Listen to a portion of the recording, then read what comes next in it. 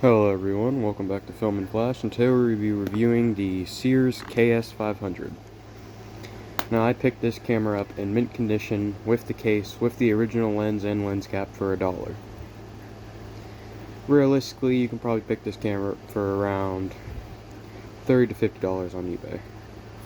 Maybe more depending on the condition and if it has the paperwork and all the accessories with it.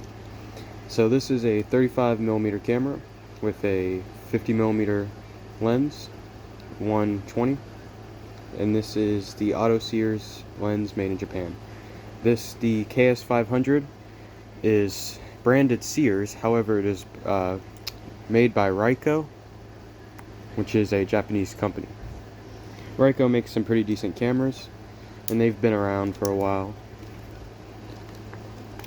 You can see it has its original quality control pass sticker, an accessory for mounting external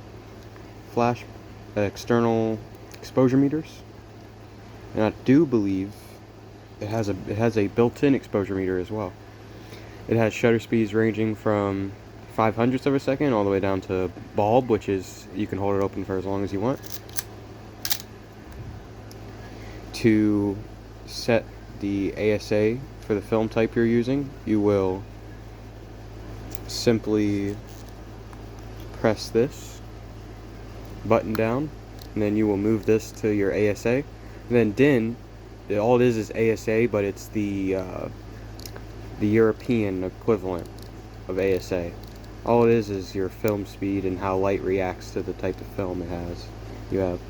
So basically, just set the ASA to whatever film you're using. It'll usually be around 400, 800. And this goes from 12 all the way up to 3200. Alright, and this right here is your film rewind. To open the back to load film, you will pull this up.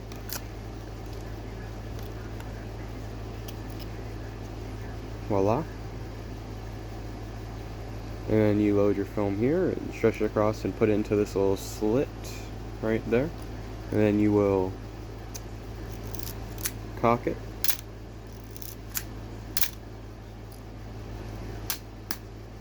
To use this camera, all you need to do is pull this over, or release it, and then depress the shutter button right here. As you can see, it's threaded, which will allow you to put a self-timer on there. However, it does already have a built-in self-timer, and it will allow you to put one of those shutter depressors where you can hold it and press it without touching the camera. Notice you see this little red dot here. This red dot acts as a safety. So now if I wanted to, I could press this, but if I close this, I can't press it. So this ensures you don't accidentally depress the shutter and waste a shot. I just jammed the camera. It's happened a couple times now. It usually happens when you don't depress the shutter fully, so don't lightly touch your shutter. You should always press it down firmly in a fast motion of one movement. So now the shutter's jammed. Now let me show you how to fix this. So, okay, never mind, it fixed itself. But what I was going to do is pop the lens off and then manually put the lens back down. All it is the mirror on the inside got stuck. See? Okay, it's doing it consistently. So I'm gonna have to take these screws off and then oil the gears in here and then put it back together, and then it should be fine. Yeah, you know, it's whatever, it happens to these cameras, they're old. Anyway, to take the lens off, you will, I wonder if it has anything to do with this. I don't know, let me see if it just screws off. I'm trying to think of where exactly would I need to press. Does this pull out?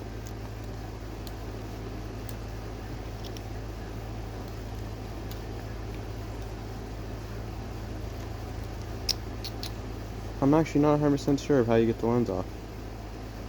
This is a nice lens too, so I want to be careful not to damage it.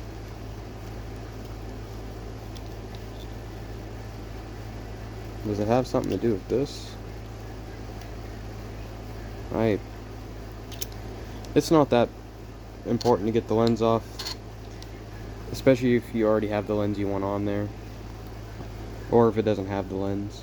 But it is important if you're going to be cleaning it, so I would like to tell you guys how to do it, but I can't get it off.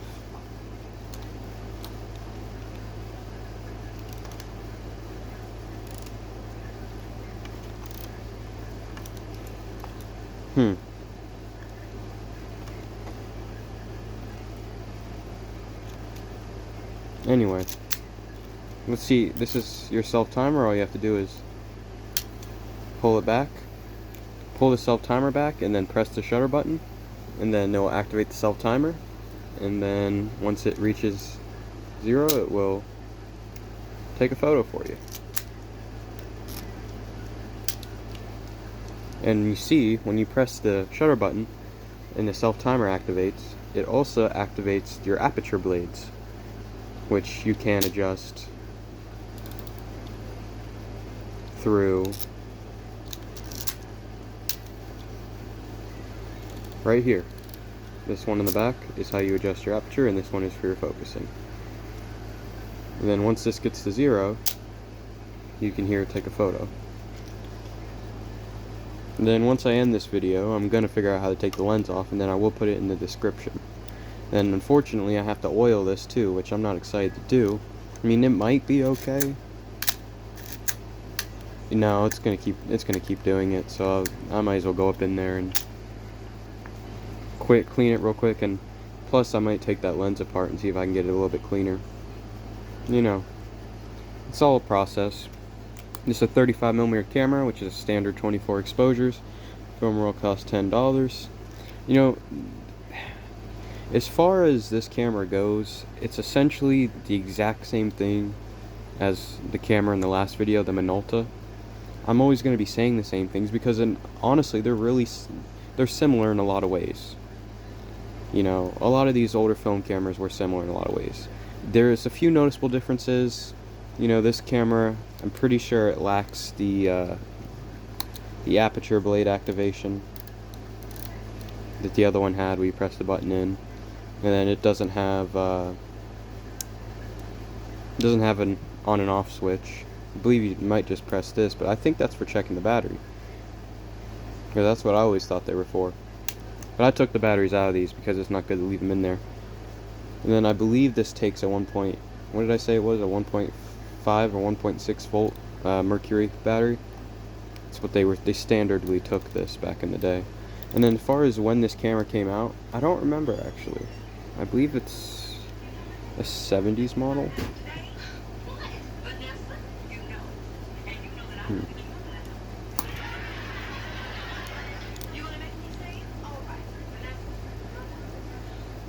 Yeah, but that's about all there is to say about this camera. And thank you guys for watching. Please like and subscribe. Film and Flash out.